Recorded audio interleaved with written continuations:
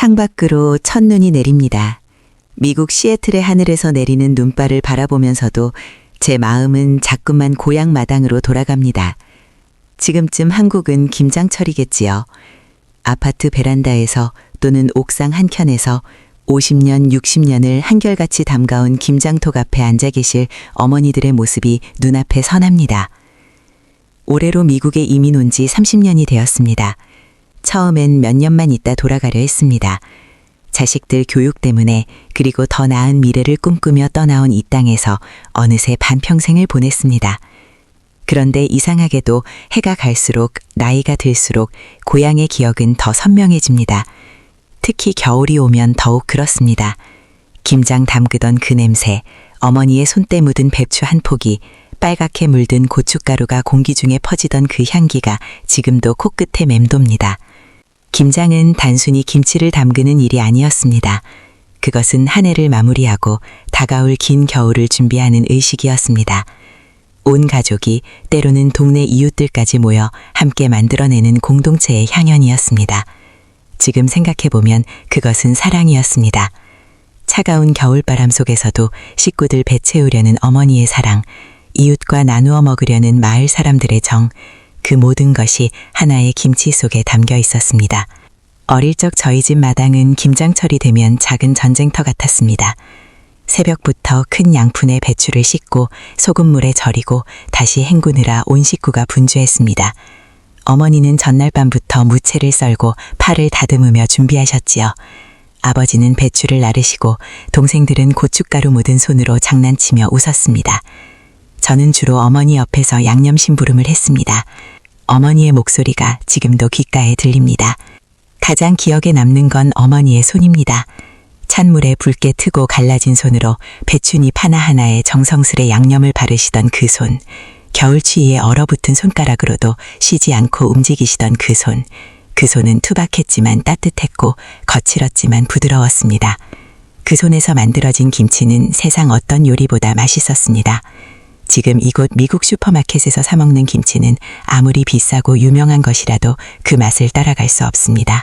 김장날이면 우리 집 골목에는 특별한 냄새가 가득했습니다. 고춧가루 특유의 매콤한 향이 코를 찌르고 젓갈의 구수한 냄새가 뒤섞이고 마늘과 생강의 알싸한 향이 더해지면서 만들어지는 그 복합적인 향기, 그것은 겨울이 왔음을 알리는 신호였습니다. 하며 인사를 나누고 서로의 집 양념 맛을 비교하며 이야기꽃이 피우던 그 풍경, 지금 생각하면 그것이 진정한 이웃 공동체였습니다. 배추를 절이는 이틀 동안 집안은 김장에 완전히 잠식되었습니다. 마당 한켠에 쌓인 배추더미, 큰 양푼에 감긴 소금물, 그 위에 얹힌 무거운 돌. 시간이 지나면서 배추는 점점 숨이 죽어갔고 그 물기를 짜내는 소리는 마치 겨울의 노래 같았습니다. 짹짹 물기 빠지는 소리, 쏴 헹구는 물소리, 그리고 어머니들의 웃음소리, 그 모든 소리가 하나의 교향곡을 이루었습니다. 양념을 만드는 과정도 마치 예술작품을 만드는 것 같았습니다. 고춧가루의 양, 젓갈의 비율, 마늘과 생강의 균형, 무채의 굵기, 파의 길이까지 모든 것이 중요했습니다. 어머니는 레시피 같은 건 보지 않으셨습니다. 50년 넘게 손끝으로 익힌 감각으로, 눈대중으로, 그리고 한 번씩 맛을 보며 완벽한 양념을 만들어내셨습니다. 어머니가 고개를 끄덕이시면 그제야 본격적으로 배추의 양념을 버무리기 시작했습니다. 양념을 배추잎 사이사이에 넣는 작업은 정말 고된 일이었습니다. 한 포기, 두 포기, 10포기, 20포기, 우리 집은 식구가 많아서 보통 100포기는 담갔습니다. 어머니의 손은 하루 종일 쉬지 않고 움직였습니다. 붉은 양념이 손가락 사이로 스며들고 손톱 밑까지 배어들었습니다. 아무리 씻어도 며칠간은 손가락에서 김치 냄새가 났습니다. 하지만 어머니는 그것을 불평하지 않으셨습니다. 하시며 웃으셨습니다. 김장을 다 담그고 나면 어머니는 늘 김치 한 포기를 잘라 김칫국을 끓여주셨습니다. 갓 담근 김치로 만든 국은 아직 신맛이 없이 깨끗하고 시원했습니다. 김이 모락모락 나는 그 국에 밥을 말아 먹으면 온몸이 따뜻해졌습니다.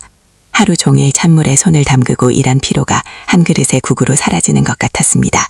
어머니가 제 머리를 쓰다듬으시며 건네시던 그 한마디, 그것이 최고의 보상이었습니다. 김장 다음 날이면 어머니는 동네에 김치를 돌리셨습니다. 큰 대야에 담아 이웃집으로 가져가셨습니다. 서로의 김치를 나누고 평가하는 것도 김장철의 중요한 의식이었습니다. 가난한 집에는 조금 더 많이 주시고 혼자 사시는 할머니 댁에는 특별히 정성껏 담근 것을 드렸습니다.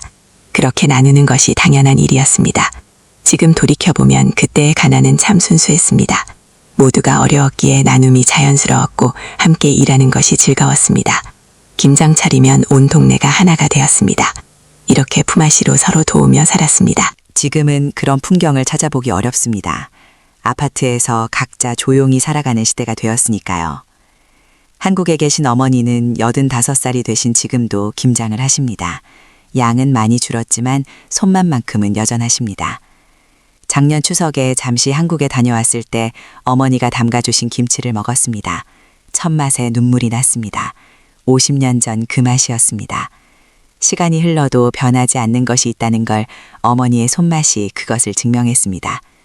엄마, 이제 김장 그만하세요. 제가 말했습니다. 뭐가 힘들어? 어머니는 손사래를 치셨습니다. 김장은 어머니에게 단순한 일이 아니었습니다. 그것은 살아있음을 확인하는 의식이고 자식들을 향한 사랑을 표현하는 방법이고 한 해를 정리하는 통과 의례였습니다. 미국에 사는 제 주변 교포 친구들도 비슷합니다. 김장철이 되면 다들 한인마켓에서 배추를 사고 양념 재료를 구하러 다닙니다. 한국에서 가져온 레시피를 꺼내보고 어머니께 전화해서 양념 비율을 물어봅니다. 그 통화가 끝나면 다들 눈가가 촉촉해집니다. 김치를 담그는 것이 아니라 고향을, 어머니를, 그 시절을 담그는 것입니다. 교회 지하실에 모여서 함께 김장을 하는 날이 있습니다. 한인 교포들이 모여 옛날처럼 함께 배추를 씻고 양념을 만들고 김치를 담급니다. 그 시간만큼은 우리가 미국이 아닌 한국에 있는 것 같습니다. 서울 사투리, 경상도 사투리, 전라도 사투리가 뒤섞이고 웃음소리가 터져나오고 그때 그 시절 이야기로 시간 가는 줄 모릅니다. 젊은 세대들은 김장을 귀찮아합니다. 한인마켓에서 사 먹으면 되지 왜 굳이 담그냐고 합니다. 이해합니다. 바쁜 현대사회에서 하루 이틀을 김장에 쏟는 것이 비효율적으로 보일 수 있습니다. 하지만 그들이 놓치는 것이 있습니다. 김장은 단순히 김치를 만드는 일이 아닙니다. 그것은 세대를 잇는 고리이고 문화를 전승하는 방법이고 가족의 역사를 이어가는 의식입니다. 제 딸아이가 작년에 처음으로 김장을 배우겠다고 했습니다. 35살이 되어서야 어머니의 손맛을 배우고 싶다고 했습니다. 함께 배추를 절이고 양념을 만들면서 저는 어릴 적 어머니 옆에서 심부름하던 기억을 떠올렸습니다. 딸아이에게 어머니가 해주셨던 이야기들을 전해주었습니다. 그렇게 우리 집 김치 맛은 4대째 이어지고 있습니다.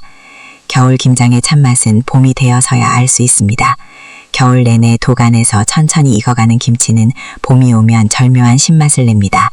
그 신김치로 끓인 김치찌개, 김치전, 김치볶음밥 하나하나가 추억의 맛입니다. 어머니는 늘 말씀하셨습니다. 김치는 기다립니다. 파트. 인생도 그렇습니다.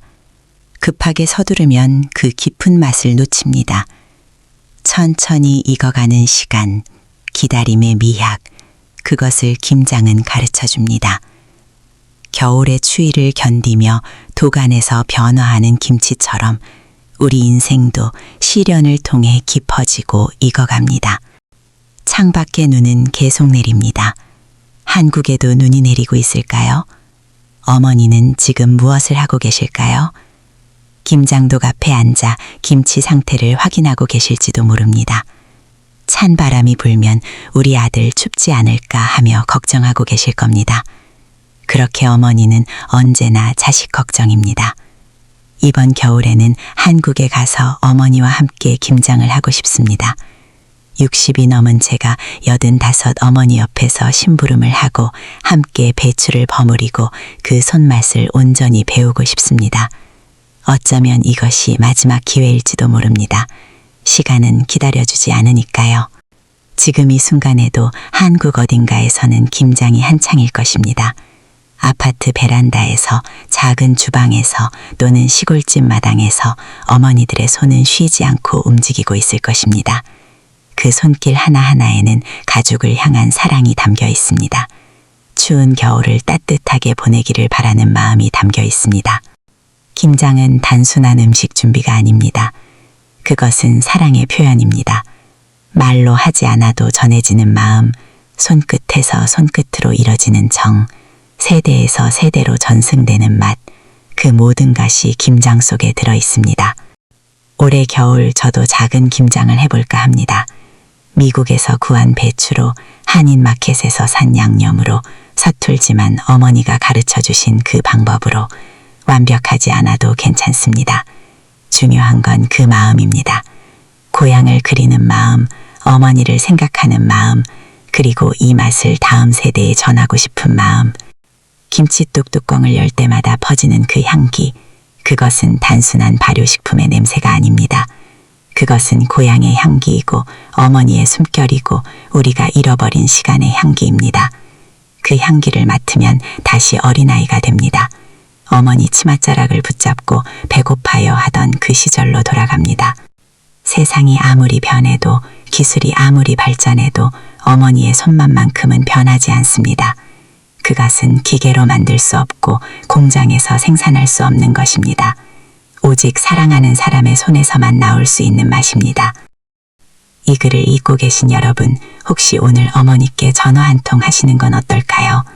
엄마, 김치 좀 보내주세요가 아니라 엄마 사랑합니다 라고 말해보는 건 어떨까요? 어머니의 김장 손맛 뒤에 숨은 그 사랑을 이제는 우리가 돌려드릴 때입니다. 겨울 김장, 그것은 우리 한국인의 DNA에 새겨진 기억입니다. 멀리 떨어져 있어도 세대가 바뀌어도 그 맛과 향기는 영원히 우리 가슴속에 살아있을 것입니다. 그리고 그 기억이 있는 한 우리는 결코 고향을 잃지 않을 것입니다. 창밖에 눈이 계속 내립니다. 하얀 눈 속에서 저는 오늘도 그 시절을 꿈꿉니다. 어머니의 붉게 튼 손, 김장독에서 피어오르는 하얀 김, 마당 가득 웃음소리, 그리고 온 가족이 둘러앉아 김칫국을 먹던 그 따뜻한 겨울. 그것이 제 인생의 가장 아름다운 겨울이었습니다.